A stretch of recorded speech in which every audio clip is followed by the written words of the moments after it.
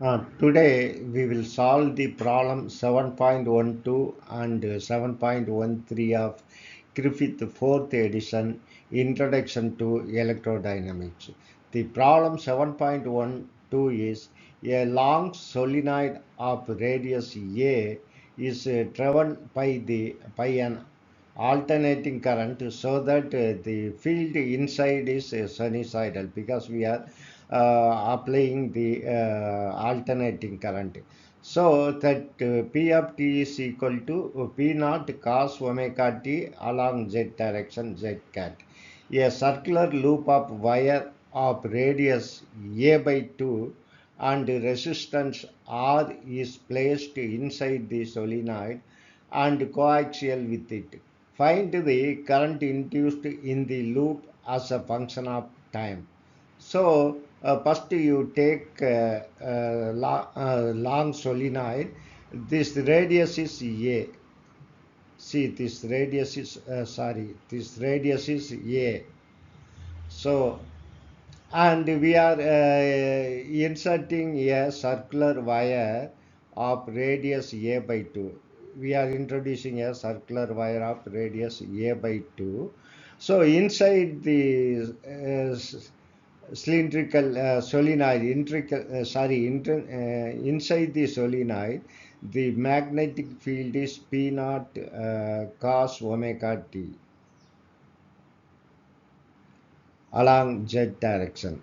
So by definition of magnetic flux, which is equal to integral P dot TA. Here TA represents a small area element. So if you integrate over the entire area, then you will get A. So this P can be replaced by P of t as given here, and this Ti, if you integrate this Ti, you will get A. Then what is A? Inside you have a circular wire of radius A by 2. So the area is pi r squared. Here r is A by 2 radius. A by 2 whole square.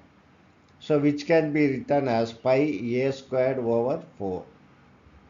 So I have replaced this a as pi a squared over 4, and this p I have replaced p naught cos omega t. Now this is the magnetic flux. So what is time derivative of this magnetic flux? The time derivative of this magnetic flux is you take pi a squared over 4 first, then you differentiate cos theta. If you differentiate this cos theta, you will get minus sine theta. See here already P naught. So I have taken P naught as it is. And if you differentiate the cos theta, you will get minus sine theta. If you differentiate with respect to omega t with respect to t, you will get one omega also. So the rate of change of magnetic flux is equal to minus pi a squared over 4 p naught omega sine omega t z cat. Now we have to find the electric field. So we will find the electric field for this configuration.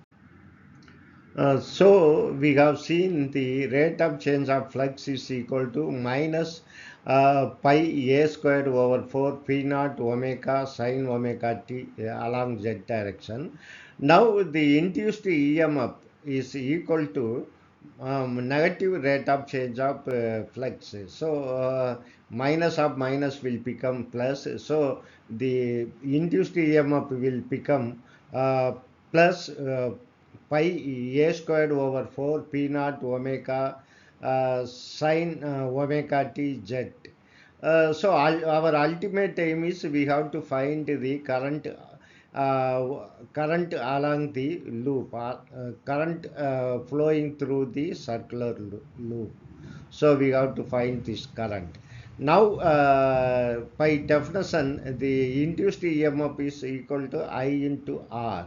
So, what is I? I is equal to induced EMF over R. So, induced EMF is this one, and you divide this by R.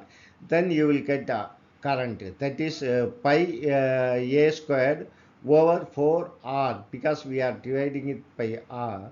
Multiplied by P naught omega sin omega t along z direction. So this is the current circulating in the circular wire. So we have found the solution. Then we will move on to next problem.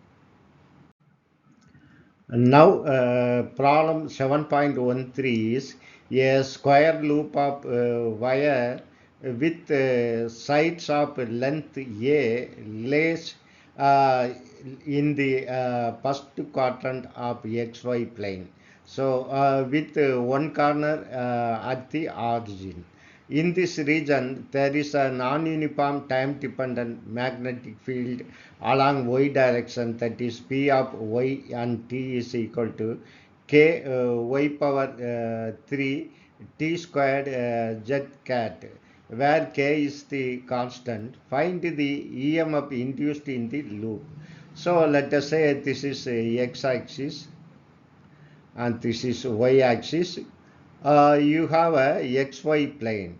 So this is along xy plane, and one corner is at the origin. One corner of this square is at the origin. We are going to take a small area element. This, let us say, this distance is ty, and this distance is tx. We are taking small area element. So tx into ty is equal to area. Tx into ty is small area. We have to find for total area. So by definition, the magnetic flux is equal to P integral P dot Ta z cat, where P is P y of t. This area is Tx into Tt, Ty, Tx into Ty is the area. That is Ta, small area. So we have to integrate to find the magnetic field for the entire area. So this contain x integration and y integration. We are separating this into two integral. So the side of the square is A in x direction as well as in y direction. So we are taking this, replacing this P y of t as k y cube t squared. So here k and t squared is, k is a constant, t squared does not depend on this integration. This integral is over x and y. So now what is first integral? First integral is x. If you integrate tx, you will get x. The limit is maximum limit is a, minimum limit is 0. So this will be a. And what about this integral? Second integral, you will get y power 4 over 4 between the limit 0 to a. Don't worry about lower limit because it is 0. You worry about only the upper limit. Upper limit a power 4 divided by 4. If you apply the upper limit, this integral will become a power 4 over 4. So I have taken that. Here this is a power 4 over 4. Now you multiply. You can take 1 over 4 as a first parameter, then kt squared. Here a into a power 4 is equal to a power 5. So the magnetic flux is 1 over 4 kt squared a power 5. Then we will find the rate of change of flux. Now we have found that the magnetic flux is equal to 1 over 4 kt squared a power 5. Now the induced EMF is a negative rate of change of magnetic flux. So if you differentiate this by with respect to t, you will get here 1 over 4 k will be as it is. If you differentiate t square, you will get 2t, and of course a power 5. So this 2 and 4 will get cancelled. You will get 2. So this will be kt a power 5 over 2. Kt a power 5 over 2. So what is the induced EMF? Minus of, I am bringing of as a first parameter, kt a power 5. This is the induced EMF. So we have solved the second problem also. Subscribe to my channel to get my latest videos, and join my channel to support its growth and enjoy the exclusive perks. Also use the thanks button to make one-time contribution and support my channel. Thank you very much.